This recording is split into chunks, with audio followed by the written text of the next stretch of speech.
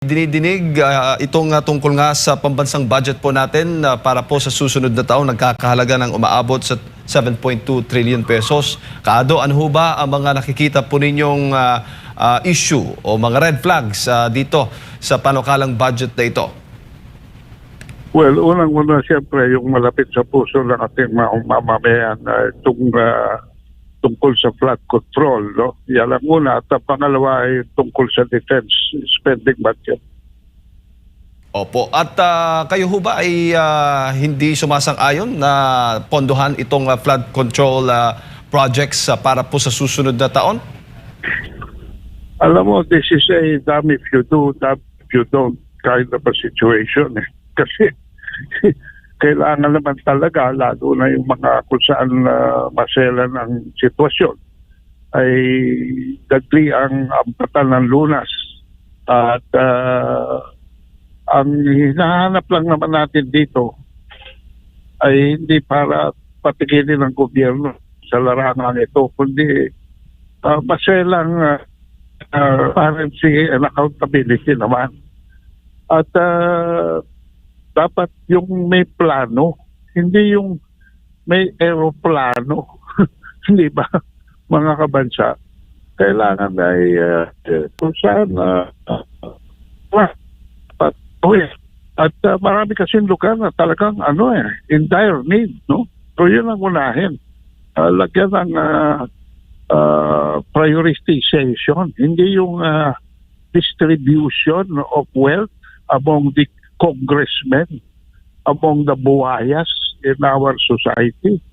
Hindi yun ang priority. Ang priority, dapat the needs analysis should be the one determining the priorities for these projects.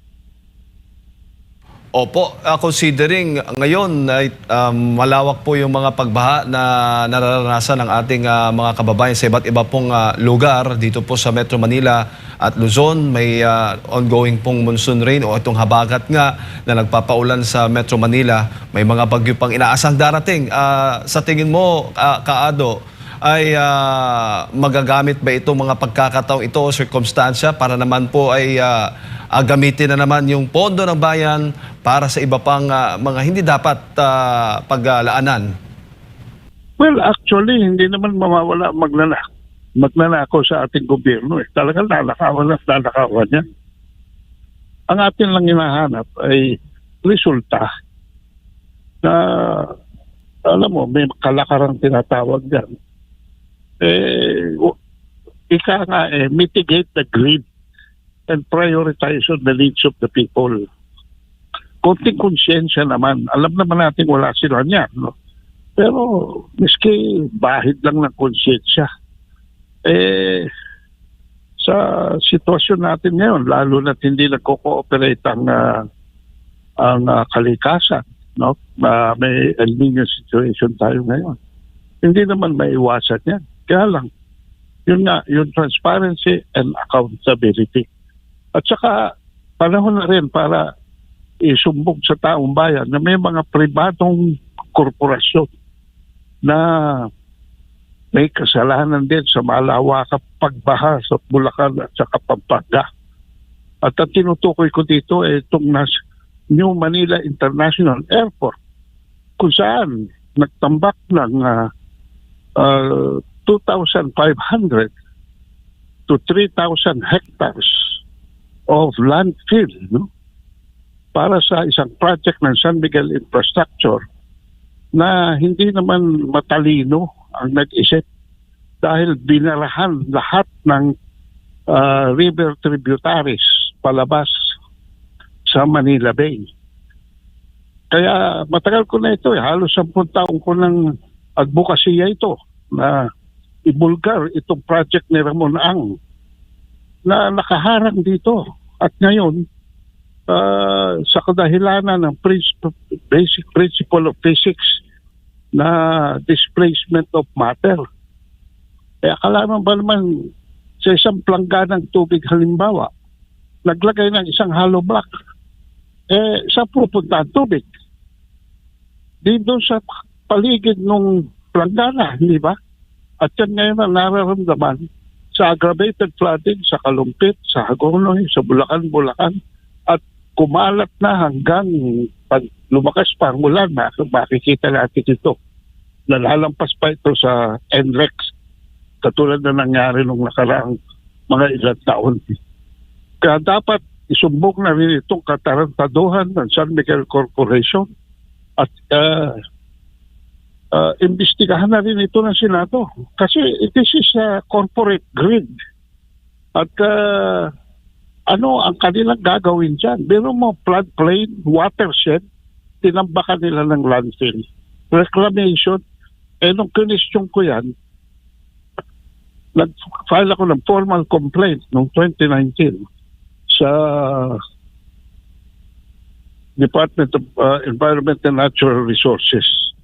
Aba, hindi naman daw reclamation yan. Alam mo, kalukuhan ng mga abogado dyan, lalo na yung si Rebuel Tate, yung undersecretary na nandyan pa.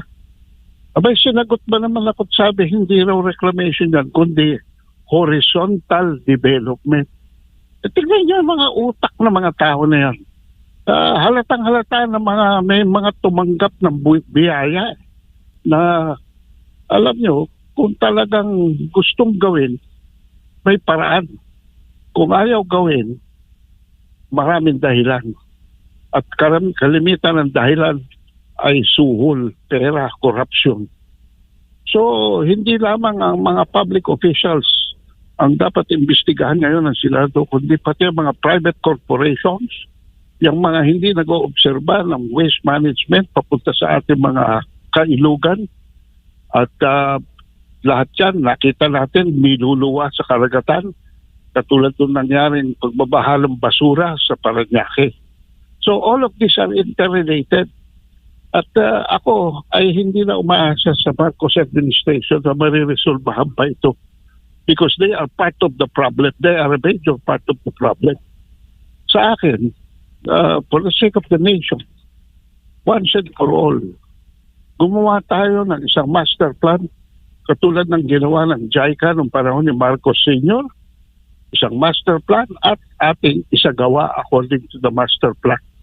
Yun ang aking palalaw dito sa issue na ito. At maliban po dyan, Kaado, meron ding panukalang pondohan ang pagtatayo po ng mga evacuation center para po sa lahat ng mga rehiyon. No? Nagkakahalaga po ng kabuang 3.06 billion pesos o bawat rehiyon ay makatatanggap po ng eksaktong 180 million pesos para po sa pagpapatayo ng evacuation centers. Ano ho ang tingin naman po ninyo hinggil dito sa panukalang ito? Well, yan nga ibig sabihin eh. Hindi natin maiiwasan yung mga yan. Pero let us examine the budgeting process through a microscope, hindi lang magnifying glass. No? At sino magiging contractor dyan? Baka yung contractor ni Vince Piso na yan sa EDSA na sinabi niya magandang asfalto daw. Tapos isa pala sa mga questionable mga kontraktor na dapat idebanda, hindi dapat bigyan ng kontrata. Lagyan natin ng konting good governance ang ating sistema sa gobyerno. Alam natin na puro magnanakaw na nga yan lahat na yan eh. Ang problema ngayon wala namang halos pagkatiwala ng taong bayan. Hindi na malaman ng taong bayan kung saan dudulog. Ultimong gobyerno, siya na ang problema. Siya na ang kriminal. So, hindi biro ito ha. Dahil ang apektado, lalo na dito sa Bulacan, no, ay almost 2 million families. So, Bulacan, Pampanga at kasama rin dyan sa Kamanaba. At natural naman na kung hindi nila magampalan ang flood control, natural lamang na mag-create tayo ng evacuation centers. Pero kailangan bantayan ng sambayanan ng taong bayan mismo. Ultimo sa ombudsman, wala na rin tayo aasahan eh. Dahil ombudsman mismo kailangan bantayan na rin. So ako nananalig na konting konsyensya naman para sa taong bayan, and especially now in these times of crisis. Alam po ba ninyo mga kabansa, na ang gross national product natin ay hindi makakarating ng 3% ngayong taon na ito, kundi 2.3% lamang. Ay, ibig sabihin, ang utang, ang debt servicing natin, hindi natin masaservisan. Ang mga major infrastructure projects, hindi natin magagampanan. Walang foreign assisted projects ako nakikita na darating sa panahon nito si Marcos. Kaya hindi, ako'y nagtataka kung bakit kapit tuko pa ito. Wala naman siyang pwedeng gawin na. Wala naman siyang kakayahan. Wala naman siyang vision. Wala naman siyang competence. Eh bakit hindi pa siya mag-resign at ibigay niya sa isang vice president? Sino man yung vice president na yan? Baka sakali may pag-asa ang taong bayan. Yun ang aking pananaw dyan. Because ano tayo brinkmanship na tayo ngayon. Jay at Admar, brinkmanship na tayo. Hindi ba? At hindi ho ba kayo nagtataka o hindi ho ba kaduda-duda din para po sa inyo na ang paglalaan ng pondo sa bawat rehiyon ng 180 million pesos para nga sa pagpapatay ng evacuation centers ay pantay-pantay? Tama ho ba na ganun po yung distribution ng pondo? Yan ang nagpapakita na talagang ang distribution is personal and political in nature. Dahil sabi ko nga kanina, needs analysis dapat. Yung pangangailangan ng sitwasyon ang dapat tugunan. Hindi yung mga bulsa ng kung sinong even distribution na yun ang makikinabang. Yan ang sinasabi ko Kaya ako talagang, actually ako confined na ako sa conclusion ko na talagang under this administration wala na talaga mangyayari himala, no? At papunta po doon sa aspeto ng defense. Bakit ang laki-laki ng hinihingi nito ni Bigo Teodoro? Ang laki-laki ng hinihingi niya ang budget. Asa na yung 2.5 billion na pinangako ng United States of America na 500 million a year for 5 years? 2003, 2004, 2005, 2006 na. Asa na? 2007 na. Asa na? Due and demandable na sa US. Ang in dollars yan, In dollars yan. So, kailangan magpakita na ng gilas, no? Pakita na ng gilas. At humihingi pa. Gusto pa ni Bigo Teodoro na 2 to 4% of the GNP ang ilagak ng Kongreso. May sobra naman sa taong to. Wala na maipakitang gilas, kundi gulo sa West Philippine Sea. Para bang ginagawa niyang propaganda yung West Philippine Sea para makakuha siya ng malaking budget. Kaya naman nakakahiya sa atin. Hindi ang gusto ng mamamayan, hindi ang pangangailangan ng bansa. Hindi ang ikauunlad ng ating sambayanan ang nauuna, kundi ang mga bulsa ng mga tao at mga personal na ambisyon ng mga politiko. At ayan na